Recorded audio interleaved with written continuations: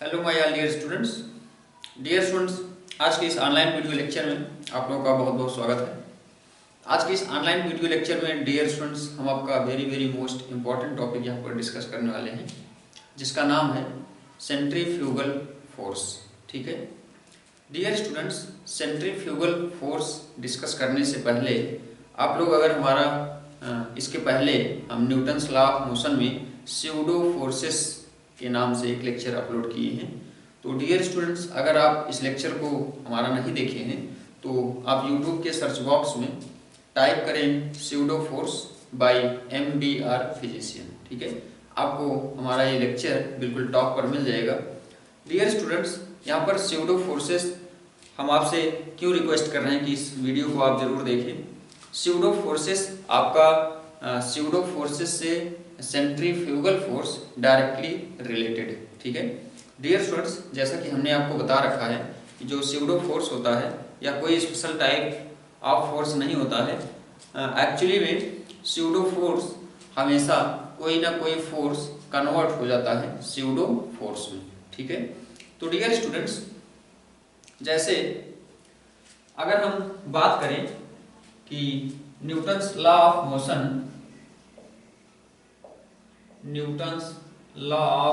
Motion की, तो dear students all law सभी law Newton's law of motion से रिलेटेड जितने भी रूल हैं, जितने भी लॉ हैं, ये सभी इनर्शियल फ्रेम ऑफ रेफरेंस में केवल और केवल इनर्शियल फ्रेम ऑफ रेफरेंस के लिए ही एप्लीकेबल होते हैं।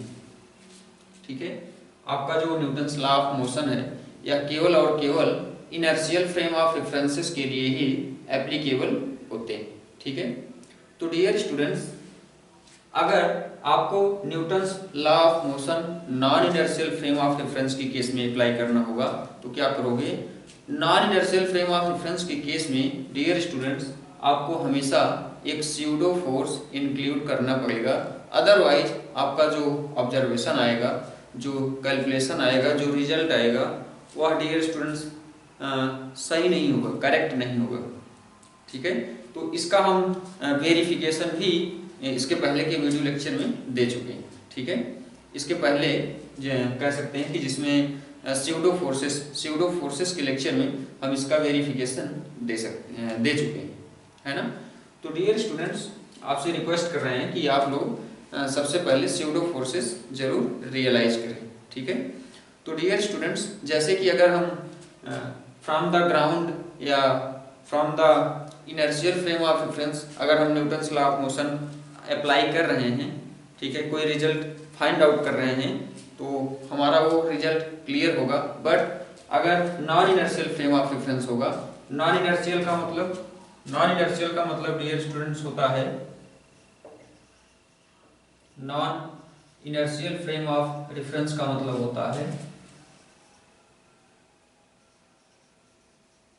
Non inertial frame of reference का मतलब एक्सेलरेटेड फ्रेम ऑफ रेफरेंस, मतलब जिसमें एक्सेलरेशन आपका जीरो ना हो। ठीक है, मतलब accelerated frame of reference is known as non inertial frame of reference. ठीक है, और अगर एक्सेलरेशन आपका जीरो है तो इसको हम बोलते हैं इनर्शियल फ्रेम ऑफ रेफरेंस। तो डियर स्टूडेंट्स, इनर्शियल और non inertial frame of reference का बहुत ही बड़ा रोल होता है किसी भी रिजल्ट्स को कैलकुलेट करने में, किसी भी रिजल्ट्स को ऑब्जर्व करने में, फाइंड आउट करने में। ठीक है, तो डियर स्टूडेंट्स, इनर्शियल और non inertial frame of reference आप लोग जरूर सीखें। यहाँ पर इनर्शियल और non inertial frame of reference हम आपको बता रहे हैं जिसमें एक्सेलरेशन जीरो होता है, या अनएक्सेलरेटेड फ्रेम ऑफ रेफरेंस को हम इनर्शियल फ्रेम ऑफ रेफरेंस बोलते हैं। Unaccelerated frame of reference are known as inertial frame of reference, and non inertial frame of reference किसको बोलते हैं? Non accelerated frame of reference, या कह सकते हैं अनएक्सेलरेटेड। यहाँ पर डियर स्टूडेंट्स, अगर आपका ए जीरो है, इसका मतलब क्या हुआ? अनएक्सेलरेटेड, और a is not equal to zero मतलब accelerated frame of reference is known as non inertial frame of reference. ठीक है, तो डियर स्टूडेंट्स, यहाँ पर अगर हम कोई observation non inertial frame of reference से करते हैं तो उस पर हम एक स्यूडो फोर्स हमेशा अप्लाई करते थे, जिसका वैल्यू हम लिखते थे -ma। ठीक है। तो डियर स्टूडेंट्स, अगर हम स्यूडो फोर्सेस इंक्लूड नहीं करते थे, इन्वॉल्व नहीं करते थे, तो इसमें हमारा कुछ ना कुछ रिजल्ट में हमारा रिजल्ट जो था वो करेक्ट नहीं आता था। इसको हम वेरीफाई कर चुके हैं। तो डियर स्टूडेंट्स, आइए हम आज का अपना टॉपिक स्टार्ट करते हैं, जिसका नाम है, जो कि बिल्कुल इसी से रिलेटेड है, सेंट्रीफ्यूगल फोर्सेस।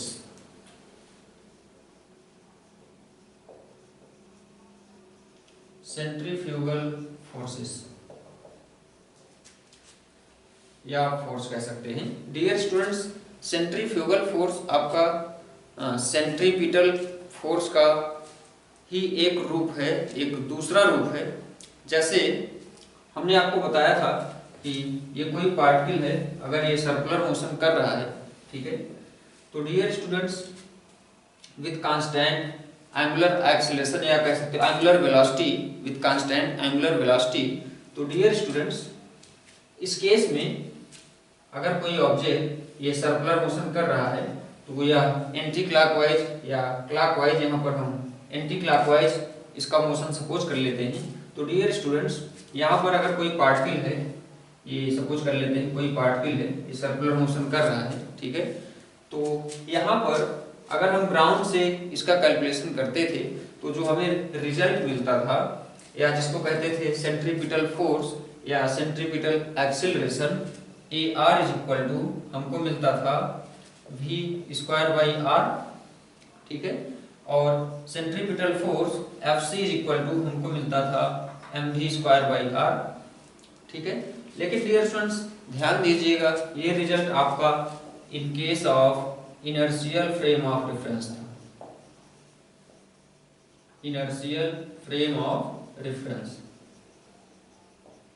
मतलब हम जब ग्राउंड से इसका ग्राउंड से इसका कैलकुलेशन हम कर रहे थे FC या AR का, मतलब इनर्शियल फ्रेम ऑफ रेफरेंस से, ठीक है। अगर डियर स्टूडेंट्स इसी को हम non inertial frame of reference से मेजरमेंट करेंगे तो जो हमारा एक्सेलरेशन की वैल्यू होगी in case of non inertial frame of reference,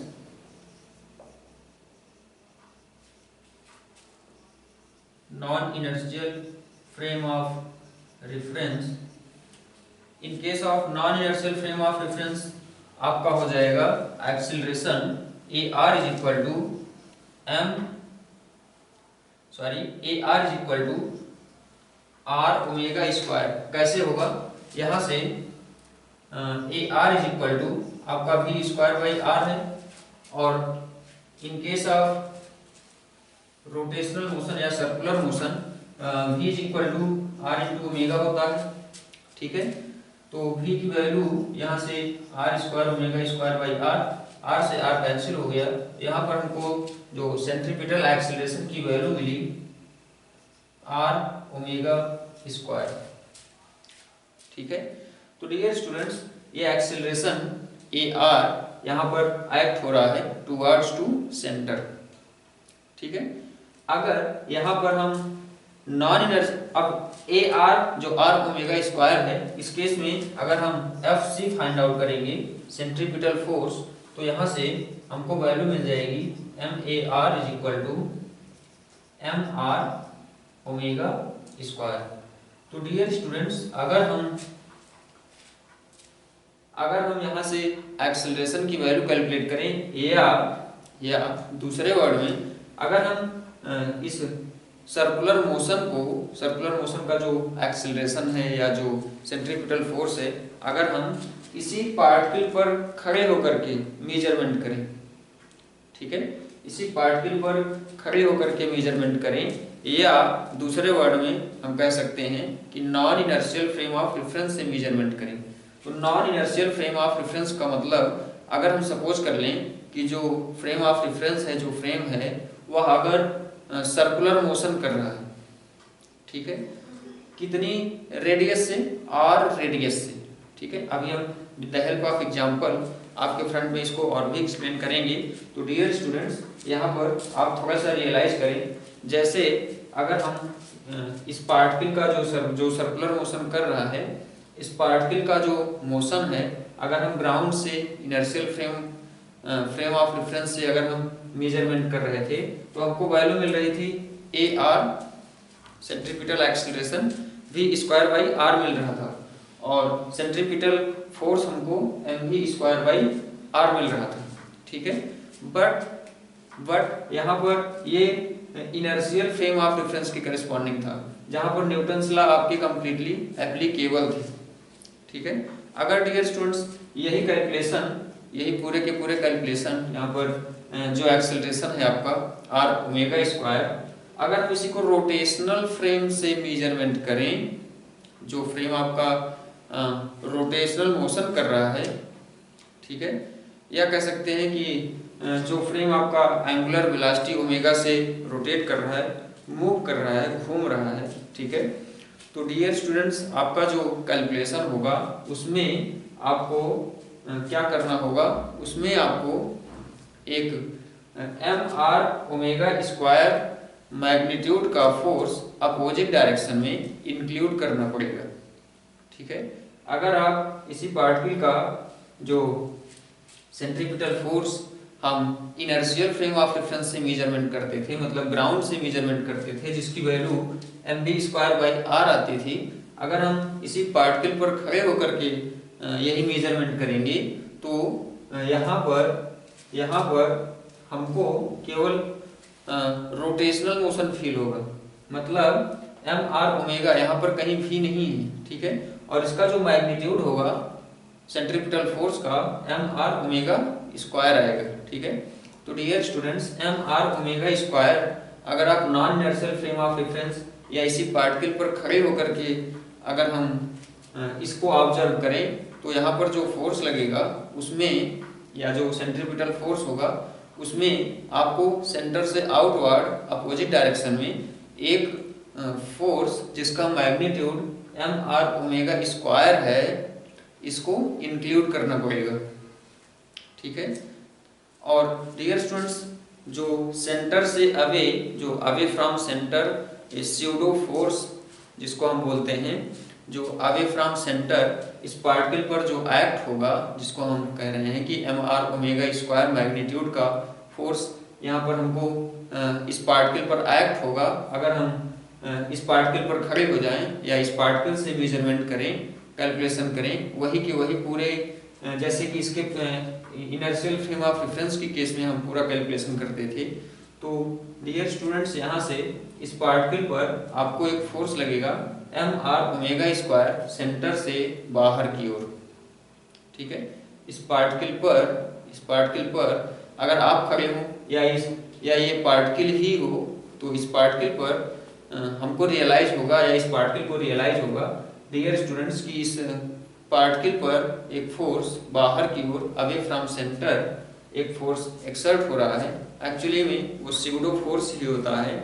ठीक है, स्यूडो फोर्स ही होता है जो कि अवे फ्रॉम सेंटर इस पार्टिकल पर एक्ट होता है, उसी को हम सेंट्रीफ्यूगल फोर्सेस कहते हैं। ठीक है, तो सेंट्रीफ्यूगल फोर्स आपका क्या होता है, एक प्रकार का स्यूडो फोर्स होता है। ठीक है, आइए इसको हम with the help of example realise करते हैं। अगर इसी सर्कुलर मोशन को आप non inertial frame of reference से यहाँ पर डिस्कस करोगे तो आपको M R omega square magnitude का फोर्स, जिसको हम स्यूडो फोर्स कहेंगे, और in case of rotational mechanics या रोटेशनल मोशन या circular motion, in case of circular motion आप इसको बोलोगे सेंट्रीफ्यूगल फोर्सेस। ठीक है, इसी स्यूडो फोर्सेस को हम क्या बोलते हैं, सेंट्रीफ्यूगल फोर्सेस। सेंट्रीफ्यूगल फोर्सेस का डायरेक्शन अवे फ्रॉम सेंटर होता है। ठीक है, तो डियर स्टूडेंट्स, अगर हम सपोज कर लें कि ये कोई एक्सिस है और ये कोई सर्कुलर प्लेट है, और ये एक्सिस है। ठीक है, ये कोई सर्कुलर प्लेट है और यहाँ पर हम सपोज कर लेते हैं कि इस सर्कुलर प्लेट पर इस एक्सिस से इसी एक्सिस के थ्रू ये हम सपोज कर लेते हैं कि ये जो प्लेट है, ठीक है, ये रोटेट कर रही है, मूव कर रही है, ठीक है। अब डियर स्टूडेंट्स, इसी प्लेट पर हम सपोज कर लेते हैं कि यहाँ पर कोई एक पार्टिकल जिसका मास m है r डिस्टेंस पर यहाँ पर रखा है, ठीक है। तो अगर इस पार्टिकल पर हम देखें तो जो सेंट्रीपिटल फोर्स लगेगा, सबसे पहले इसको हम कैलकुलेट करते हैं from inertial frame of reference. तो सबसे पहले from inertial frame of reference, ठीक है। इनर्शियल फ्रेम ऑफ रेफरेंस से इसको अगर हम मेजर करेंगे तो यहाँ पर कुछ फ्रिक्शन रिक्वायर्ड होगा, ठीक है, कुछ फ्रिक्शन यहाँ पर रिक्वायर्ड होगा और उस फ्रिक्शन की वैल्यू कितनी होगी यहाँ पर डियर स्टूडेंट्स, सबसे पहले इसको क्वेश्चन को समझेंगे। हमने यहाँ पर क्या सपोज किया है, कोई हमारे पास सर्कुलर प्लेट है, उस पर कोई पार्टिकल जिसका मास m है इस पर रखा हुआ है, कितनी डिस्टेंस पर, रोटेशनल एक्सिस से r डिस्टेंस पर, ठीक है। तो डियर स्टूडेंट्स, यहाँ पर हमको फाइंड आउट करना है रिक्वायर्ड फ्रिक्शन या required force between this particle and, या कह सकते हैं surfaces between circular plate and this particle, lower surface of this particle and जिस सर्कुलर प्लेट पर यह पार्टिकल रखा हुआ है उसके बीच में जो फ्रिक्शन फोर्स है, ठीक है।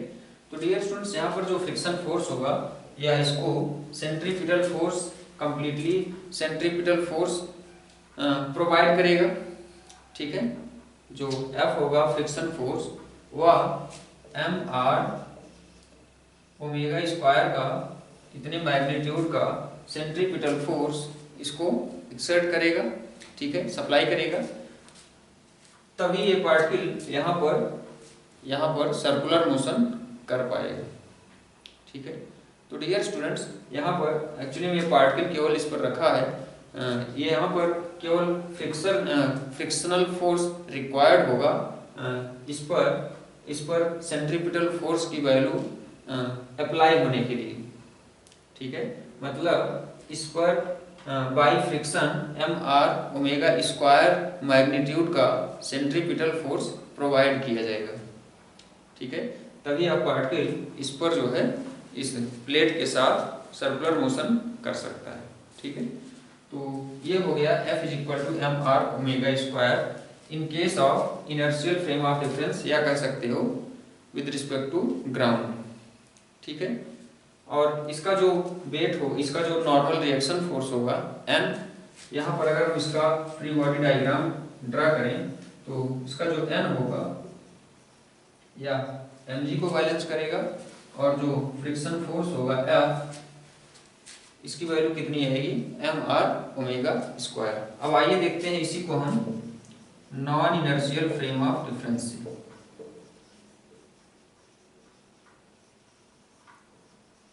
नॉन इनर्शियल फ्रेम ऑफ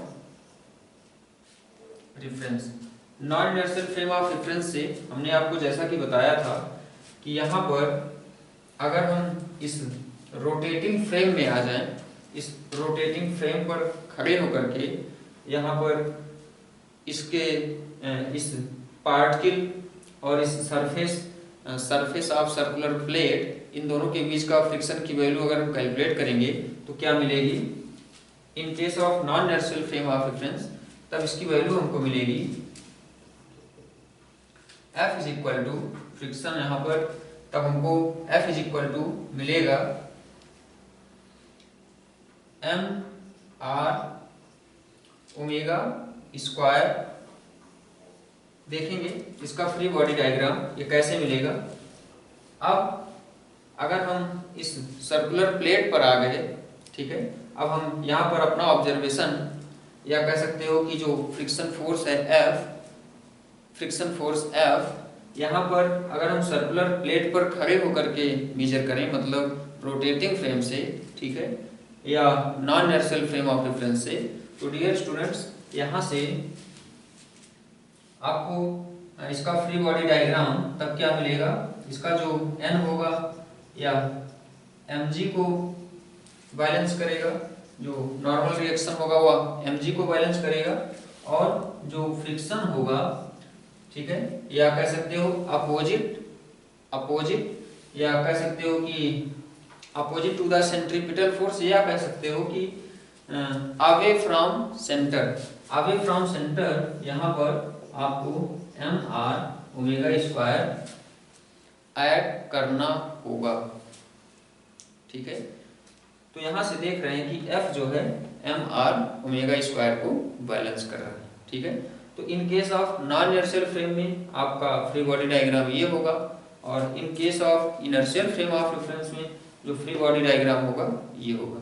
तो यहाँ पर दोनों ही केस में हमारा रिजल्ट सेम आएगा, लेकिन dear students in case of non inertial frame of reference आपको यहाँ पर सेंट्रीफ्यूगल फोर्स की वैल्यू इंक्लूड करनी होगी, ठीक है। इसका दूसरा नाम है स्यूडो फोर्स, ठीक है। तो यहाँ पर ये आपका mr ओमेगा स्क्वायर मैग्नीट्यूड का सेंट्रीफ्यूगल फोर्स आपको इंक्लूड करना होगा, तभी आप यहाँ पर न्यूटन्स की लॉ लगा सकते हो, अप्लाई कर सकते हो, ठीक है, तभी आपका रिजल्ट जो होगा वो करेक्ट होगा। अब डियर स्टूडेंट्स आइए इसमें हम एक और एग्जांपल इंक्लूड करते हैं। With the help of this example your concept will be clear more.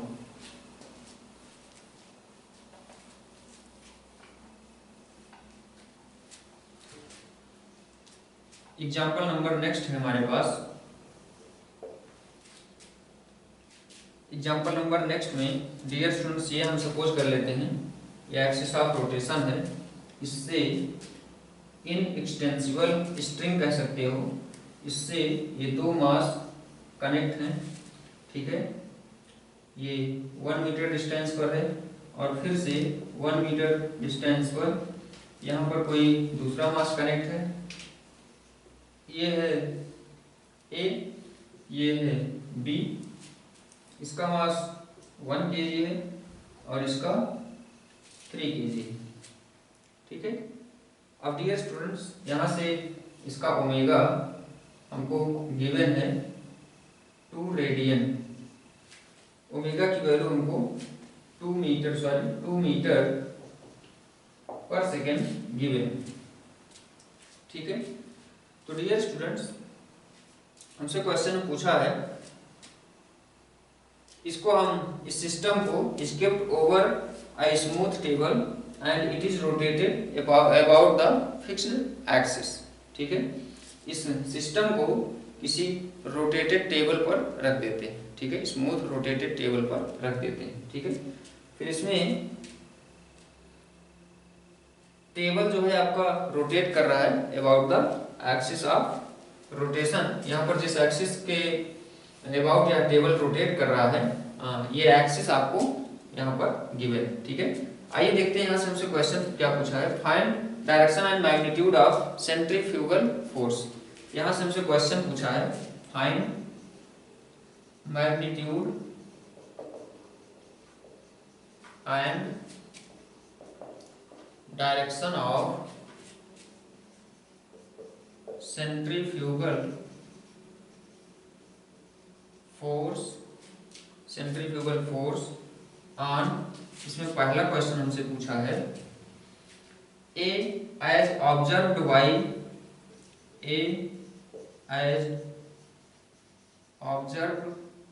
By B, ठीक है।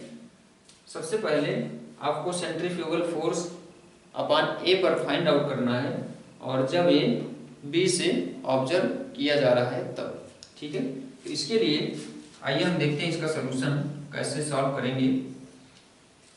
इसके लिए यहाँ से सबसे पहले हम फार्मूला लगाएंगे।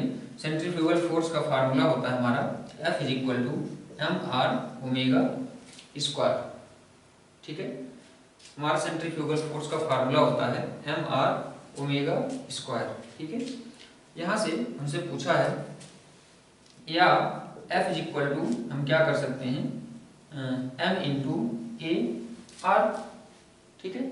तो ए आर यहाँ से अगर हम फाइंड आउट कर लें, ए आर यहाँ से अगर हम फाइंड आउट कर लें, ए आर यहाँ पर क्या है सेंट्रीपिटल एक्सीलरेशन, ठीक है, सेंट्रीपिटल एक्सीलरेशन। तो सेंट्रीपिटल एक्सीलरेशन की वैल्यू सबसे पहले हम फ्रॉम ऑब्जेक्ट बी हमसे पूछा है A on A as observed by B आपसे पूछा है, ठीक है। तो इस केस में सबसे पहले हम निकालेंगे A B is equal to omega square R, ठीक है। तो यहाँ से ओमेगा स्क्वायर आपको गिवन है, ये हो जाएगा 2 इंटू 2 4, ठीक है। और इंटू आर की वैल्यू क्या हो जाएगी, आर की वैल्यू बी से आपको 2 मिलेगा। तो A B is equal to ये हो जाएगा 8 और ए बी की value 8 metre per second square हो जाएगी, ठीक है। अब नेक्स्ट में F is equal to M A R, तो यहाँ पर एम ए कर देते हैं, ठीक है। यहाँ पर हम पहला ब्लॉक या पहला मास जो है, पहला पार्टिकल ए माने हैं, तो M A into A R कर देते हैं, ठीक है। तो ए आर यहाँ पर फॉर बी, यहाँ पर एक्चुअली में हम ए आर के प्लेस पे ए बी की वैल्यू प्लेस कर सकते हैं, ठीक है। तो यहाँ पर M A into A B कर देते हैं, ठीक है। ए आर तो होता था जब आपका रेडियस आर दिया रहता था तब, अब आपका रेडियस यहाँ पर इस ब्लॉक के लिए यहाँ से यहाँ तक हो गया, ठीक है। यहाँ से इसको हम एम ए आर बी कह सकते थे या यहाँ से ए बी कह दिए, ठीक है, कोई दिक्कत नहीं है। यहाँ से आपको M A A B is equal M A B या M R omega square, direct इसमें भी अगर आप वैल्यू रख दोगे, ठीक है, तो आपको वैल्यू मिल जाएगी, ठीक है, आपको रिजल्ट मिल जाएगा। यहाँ से हम इसकी वैल्यू प्लेस करते हैं, एम ए हमारा 1 है और ए बी की वैल्यू 8 है, तो ये यहाँ से F is equal to centrifugal force, F is equal to हमको मिला 8 न्यूटन, ठीक है, 8 न्यूटन। अब डियर स्टूडेंट्स, अगला क्वेश्चन हमसे पूछा है B as observed by A, centrifugal force B पर कितना होगा अगर हम A से ऑब्जर्व करें तब। तो सेकेंड क्वेश्चन हमसे पूछा है, क्वेश्चन नंबर B, यहाँ पर नोट कर देते हैं। क्वेश्चन नंबर B हमसे पूछा है, यहाँ से क्वेश्चन नंबर B पूछा है एज ऑब्जर्व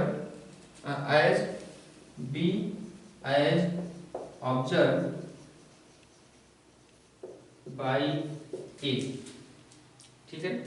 तो B एज ऑब्जर्व बाई ए से ऑब्जर्व करना है और B पर सेंट्रीफ्यूगल फोर्स की वैल्यू आपको कैलकुलेट करनी है। तो यहाँ पर आपका जो फार्मूला हो जाएगा, यहाँ पर हम इसको एफ ए नाम दे देते हैं, ठीक है, क्योंकि हमको ए पर सेंट्रीफ्यूगल फोर्स यहाँ पर हम फाइंड आउट किए हैं, और यहाँ पर हम इसको एफ बी नाम दे देते हैं। हमारा फार्मूला वही होगा एम आर ओमेगा स्क्वायर।